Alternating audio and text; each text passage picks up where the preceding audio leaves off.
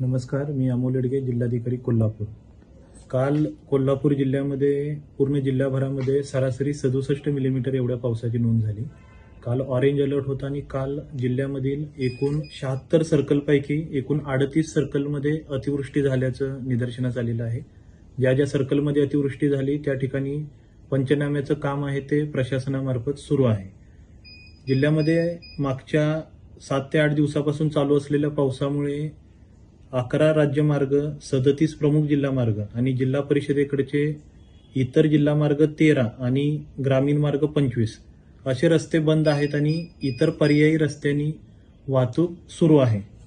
मागच्या 3 ते 4 दिवसांमध्ये चालू असलेल्या अतिवृष्टीमुळे जिल्ह्यामधील करवीर, पन्हाळा, हातकणंगले, भुदरगड, इचलकरंजी महानगरपालिका, अप्पर तहसील इचलकरंजी, कोल्हापूर महानगरपालिका या ठिकाणच्या जवळपास 1317 कुटुंबांचं आणि 5660 व्यक्तींचं स्थलांतरण आपण सुरक्षित स्थळी केलेलं आहे।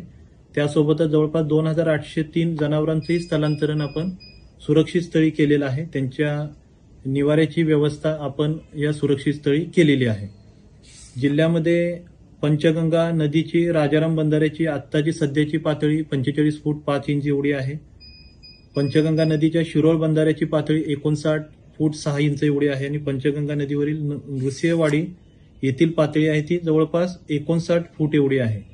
ही पातळी लक्षात घेता शिरोळ आणि नरसिंहवाडीच्या ठिकाणची पातळी अजूनही इशारा पातळीच्या खाली आहे असं लक्षात येत आहे।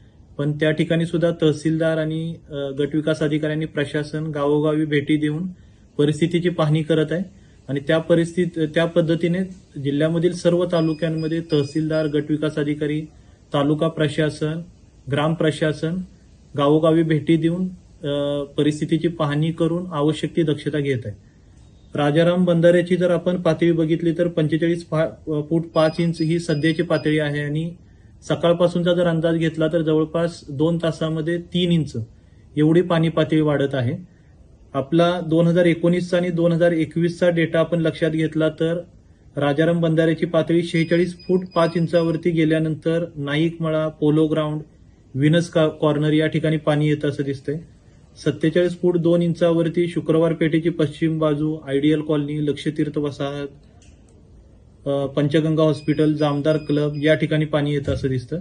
तर हा सर्व जो डेटा आहे 45 फुटाच्या वरती पाणी गेल्यानंतर 46 फूट, 47 फूट या प्रत्येक लेवलवरती पाणी कुठे येतं हा डेटा 2019 आणि 2021चा डेटा महापालिका प्रशासनाने रेफरन्ससाठी ठेवलेला आहे आणि आपली महापालिकेची टीम आणि प्रशासनाची टीम या एरियामध्ये सध्या फिरत आहे। आपले अग्निशमनचे जवान, कर्मचारी या एरियामध्ये फिरत आहेत आणि नागरिकांना सतर्क राहण्याच्या सूचना देत आहेत। ज्या ज्या एरियामधील नागरिकांनी सध्याची लेवल पाहता आणि संभाव्य लेवलची वाढ पाहता स्थलांतरण केलं पाहिजे त्यांना आव्हान सुद्धा या टीमच्या माध्यमातून केलं जात आहे।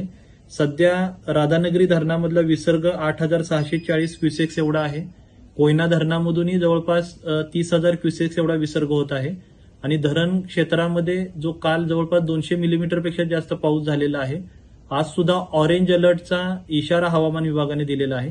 हे लक्षात घेता महापालिका प्रशासन, जिल्हा प्रशासनाकडून जे आपल्याला आवाहन केलं जात आहे, जी विनंती केली जात आहे त्यानुसार माझं नागरिकांना नम्र आवाहन आहे की प्रशासनाने दिलेल्या सूचनांचं आपण पालन करावं।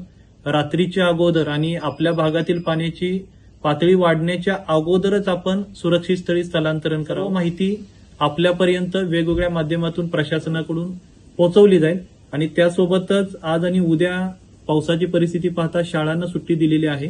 त्यामुळे सर्व नागरिकांना परत एकदा नम्र आवाहन आहे की या पावसाळ्याच्या दिवसामध्ये पर्यटन स्थळी जाणं किंवा गरज नसेल, अत्यावश्यक बाब नसेल तर बाहेर पडणं आपण टाळावं। प्रशासनाने दिलेल्या सूचनांचं पालन करावं आणि सर्वांनी सहकार्य करावं। अशाच ताज्या अपडेटसाठी महासत्ता न्यूजला सबस्क्राईब करा।